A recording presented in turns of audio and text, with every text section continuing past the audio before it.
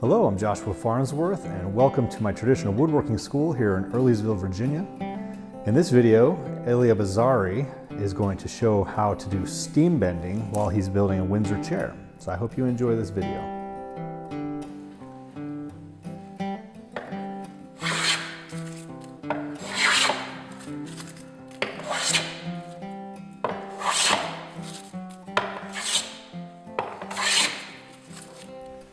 I finished cleaning up the back using the spoke shave and the draw knife, got all my bevels on there and everything, and I put a center line on there halfway between the ends of the bow, and we'll need that when we bend it because I bend from the center. So I'm going to go ahead and put it in this steam box here.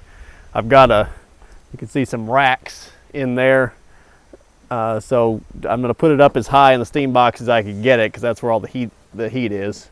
Put it in there and shut the door and put my little rubber band on there. This is a real high-tech operation here. I got a propane tank and just a burner and a pot with water and a plywood lid for the pot and a radiator hose that goes into the steam box. So it doesn't take much. This thing is actually kind of overkill.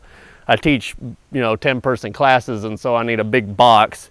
So this is CDX plywood exterior grade plywood that I made this box out of. But you could get by with a much smaller box. In fact, it would work much better because you wouldn't need so much steam to fill the box up with. So you can make the box out of PVC. You don't use Schedule 40. It kind of mushes with the heat, but I think Schedule 80 works okay, or if you can find some of that big thick-walled yellow stuff that they put in the sewers with, that works great. And you can drill little holes through it and put your rack in. For the steaming apparatus, a wallpaper steamer works great. You can get them at the home improvement store. Then you might, depending on how big your box is, you might need 2 of them, but that works really well. Or you can do something like this, though this is kind of overkill for most steam boxes. So we're gonna put the back in there and leave it for probably about 45 minutes. Green wood takes less time to steam than dry wood does because the water in the wood transmits heat quicker than dry wood would. But it's the heat that allows it to bend. So I think my theory on why we're using steam as opposed to just dry heat is that we don't want to crack the wood. And it's sort of an efficient way of transmitting heat. You get burned on steam faster than you get burned on dry heat. So it's the heat that allows the wood to bend. The heat is plasticizing the lignin in the wood. The lignin is the glue that holds the wood fibers together. So it allows the wood fibers to slip past each other and allows it to bend. Most of the added flexibility is in compression. You're really only getting an extra, I can't remember what the numbers are, but maybe it's like 4% of flexibility on the tension side of the bend. But on the compression side, the inside of the bend, you're getting, maybe it's like 30%. I don't know. If you want to know more about that, look at Bruce Hoadley's book. He's got a very detailed section on steam bending in there called Understanding Wood. What else do you need to know? So I put a little temperature gauge in the top up here. It's just a meat thermometer. You want it, but when you take the piece out, you want it at least 190. 200 is even better, and 210 is excellent. But I definitely wouldn't use it under 190. You could use air-dried wood for this. But kiln-dried wood won't bend to as tight as bend as what we're bending. Either air drying for extended periods, like years, or kiln drying sets the lignin so that irreversibly, so that you can't use it to bend. So to do this tight of a bend, you have to use either air-dried wood or green wood. All right, so I just got this back here.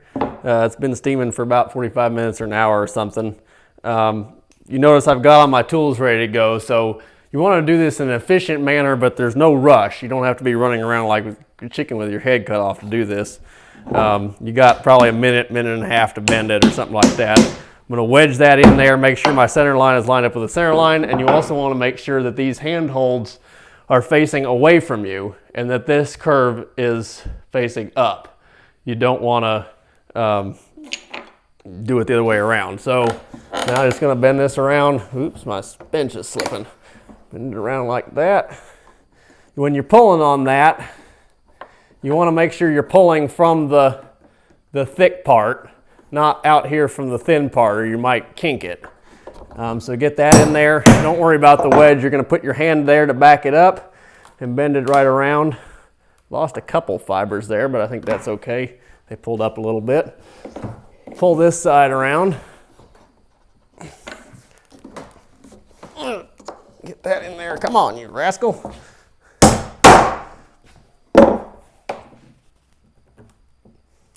And you don't have to bend it all the way against this piece of wood here. You just got to bend it enough to catch this L bracket.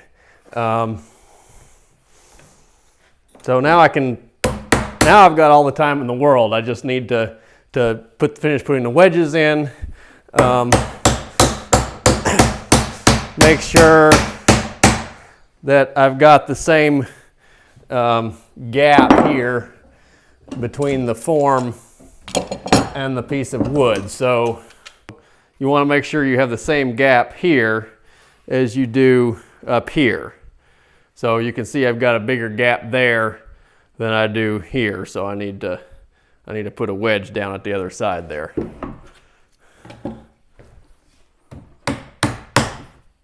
Oh, my wedge broke.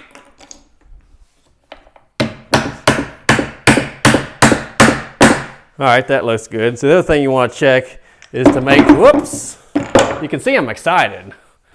You want to make sure that the back is all the way down against this plywood form here.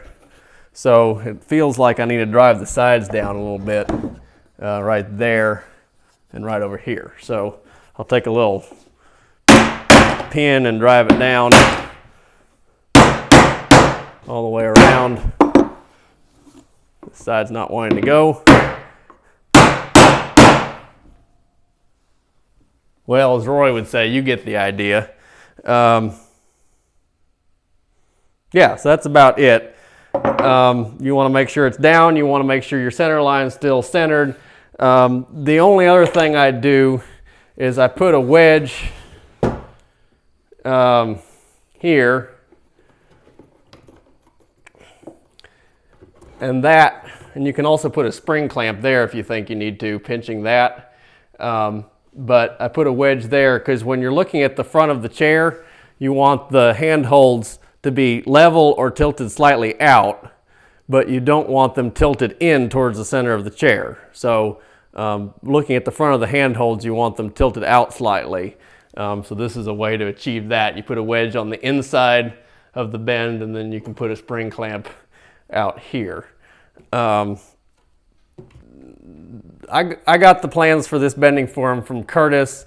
He has them on his plans for the chair. Basically, it's just a semicircle here, and then another arc down here. I think it's like a 7-inch. I can't remember whether it's a radius or a diameter. I guess that would be important, wouldn't it? But you can get the plans from Curtis, from Curtis's plans there.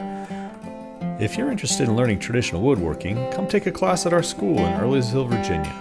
You can also visit our website at woodandshop.com, where you'll find a bunch of free woodworking lessons, workshop tours, and our very popular tool buying guides. And make sure you subscribe to our free newsletter to get our latest articles and videos. Enjoy!